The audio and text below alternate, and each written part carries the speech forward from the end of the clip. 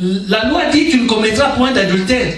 Mais dans le temps de la grâce, on dit, dès que tu as déjà de ton regard, si tu regardes une femme pour la convoiter, tu as déjà commis l'adultère avec elle. Alléluia. N'est-ce pas plus difficile? C'est pour ça que je dis très souvent aux enfants de Dieu, c'est pas mauvais de regarder, mais ne regarde pas deux fois. On est tous des êtres humains. Tu vois, tu applaudis l'Éternel pour l'œuvre qu'il a réalisée sur la sœur. Je parle en tant qu'homme. Mais si tu regardes une deuxième fois, tu commenceras à voir autre chose. Là vient le danger. Amen. La loi met l'accent sur le corps, la grâce sur le cœur. Est-ce que quelqu'un me suit? Aujourd'hui, je vais vous parler de l'ordre divin. Oh, le peuple de Dieu meurt faute de connaissance. Tout commence par l'ordre. Le peuple de Dieu a pris une mauvaise habitude. Il a dit, nous ne sommes plus dans la période de la loi, nous sommes dans le temps de la grâce. Je vais vous dire une chose. Avant que Moïse vienne avec la loi, il y avait déjà la loi au jardin d'Éden. Alléluia. Je ne parle pas des tables de la loi. Moïse est venu avec la loi, avec des impératifs, avec des ajustements. C'est ce que le Seigneur, en arrivant, a accompli en lui. Pour enlever ce que Moïse a rajouté. Le Seigneur Jésus-Christ, quelque part, dit ceci. Moïse vous a autorisé à cause de votre mauvais cœur. Alléluia. Je parle de la lettre de divorce. À cause de votre mauvais cœur. Mais au début, cela n'était pas ainsi. Et le Seigneur Jésus-Christ est venu pour annuler ce que Moïse était venu rajouter à cause du mauvais cœur des enfants de Dieu. Est-ce que quelqu'un me comprend? Je fais un enseignement. Si tu ne comprends pas, comme à l'école, tu lèves le doigt. Alléluia. Amen. Alléluia. Amen. Alléluia. Amen. Vous avez oublié? Je crie tout le temps Alléluia 3 fois. La première fois que je crie Alléluia, je change de tempérament. Je monte dans le vaisseau spatial. La deuxième fois que je crie Alléluia, les démons sont en débandade. Et la troisième fois, je suis devant le trône de gloire. Alléluia. Et quand je suis là, Alléluia. Alléluia. Alléluia. Il est vivant. L'Éternel, il est vivant. Je vous assure, il est vivant. Ça fait 30 ans que je vis avec lui, il est vivant.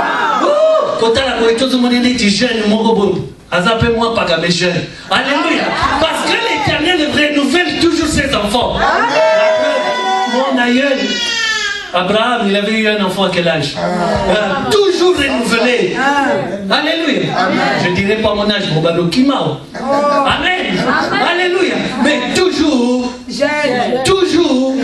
esprit, corps, tout. Amen. Peut-être à 18 ans. Amen. Amen. Alléluia. Alléluia. Alléluia. Ce qui s'est passé au jardin d'Éden. Il y avait déjà la loi. Avant même que Dieu crée Adam et Ève, il y avait déjà la loi. La preuve, Satan était déjà rejeté du royaume des cieux. Amen. Amen. Quand on a créé Adam et Ève, avant même Adam et Ève, il y avait déjà la loi. Et l'ordre divin, c'est quoi? C'est ce que Dieu a dit quand il a créé Adam et Ève. Tu mangeras de tous les arbres du jardin d'Éden. Mais l'arbre de la connaissance du bien et du mal, tu n'en mangeras point. Car le jour où tu en mangeras, tu mourras. Certainement. Est-ce que ce n'est pas une loi? Alléluia. Ce n'est pas une loi. Amen. Amen. C'est une loi.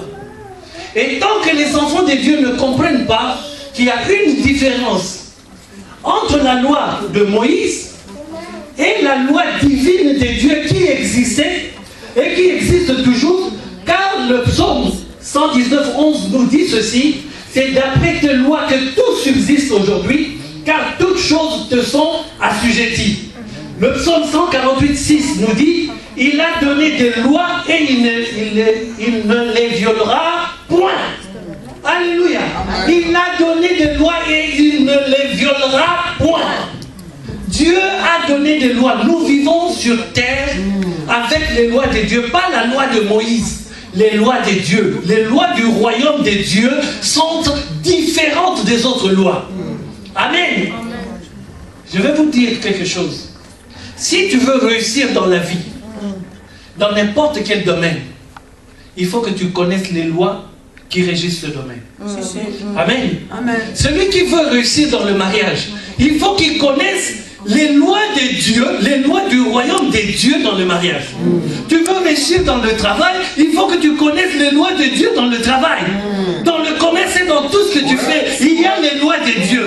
Pourquoi nous échouons? Parce que nous marchons sans consulter le roi des rois. Alléluia. Alléluia. Tu vois une femme, tu ne regardes que sa beauté. Tu ne regardes que les cheveux tressés. Tu ne regardes que je ne sais quoi. Et demain, tu l'amènes à la maison et elle a des cordes que tu n'avais pas vues avant. Amen. Amen. Mais par contre, quand tu consultes l'Éternel, je ne te dis pas d'aller dire à Dieu, Seigneur, révèle-moi c'est Marie-Jeanne ou Antoinette. Non, c'est notre choix après ce qui s'est passé au jardin d'Éden. Mais quand tu fais un choix, ramène devant l'Éternel le choix que tu as fait. Alléluia. Et maintenant, écoute ce que Dieu dit. Amen. Amen. Tu choisis, mais tu restes tranquille. Tu prends le temps d'écouter le roi des rois. Alléluia. Mais si tu vas vite, ah, qui a dit Mawatro? Qui s'est souvenu? Alléluia. J'aime ça. Amen. Alléluia. Nous sommes trop pressés dans tous les domaines. Si tu connais les lois dans le travail, les lois du royaume de Dieu dans le travail, tu iras là-bas. Celui qui te dirige, tu n'auras pas une attitude hautaine devant lui. Parce que tu sauras que toi, spirituellement, tu es au-dessus. Mais le même Dieu a dit, il faut qu'on se soumette à celui qui est élevé en dignité. Et puisque tu seras sous son autorité en le respectant, mais Dieu te bénit. Tu as accompli la loi dans le travail. Alléluia. Mais nous, on arrive au travail parce que je suis un enfant de Dieu et lui c'est un musulman, tu le prends de haut. Mais non, même s'il est musulman, Dieu ne savait-il pas que tu allais travailler chez un musulman? Il faut qu'il voie ta soumission. Amen. Et quand tu es devant le musulman, un non-croyant, toi tu te comportes comme un enfant de Dieu, il se tourne et dit, mais celui-là il vient d'où? Quel est ton Dieu? Alléluia. Alléluia. Est-ce que vous me suivez? Ouais. Très bien. Amen. Merci pasteur. Il y a que le pasteur qui suit.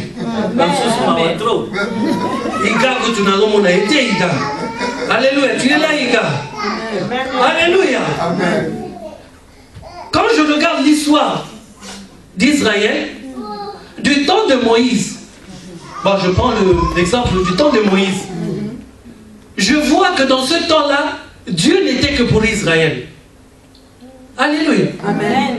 Du temps de David, Dieu n'était que pour Israël. Maintenant, Dieu est avec nous à qui? Il est avec nous en Europe. Il est partout. C'est le temps de la grâce. Mais avant, il n'était que le Dieu d'Israël. Alléluia. Amen. Mais qu'est-ce qui s'est passé avec ce Dieu qui n'était que le Dieu d'Israël? Alléluia. Amen. Il élève Salomon. Mais quand je regarde le livre des dieux, 1 roi, chapitre 11, verset 11, Dieu dit à Salomon, puisqu'il en est ainsi avec toi et que tu n'as pas observé mon alliance et mes prescriptions que je t'avais ordonnées, je vais déchirer certainement le royaume pour te l'ôter et je le donnerai à ton serviteur. Amen. Amen. Mais Israël était le peuple de Dieu.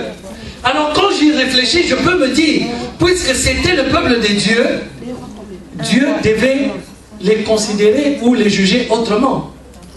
Alléluia. Amen. On n'est pas d'accord? Nous sommes tous les enfants de cette maison. Je peux considérer qu'en étant l'enfant de la maison,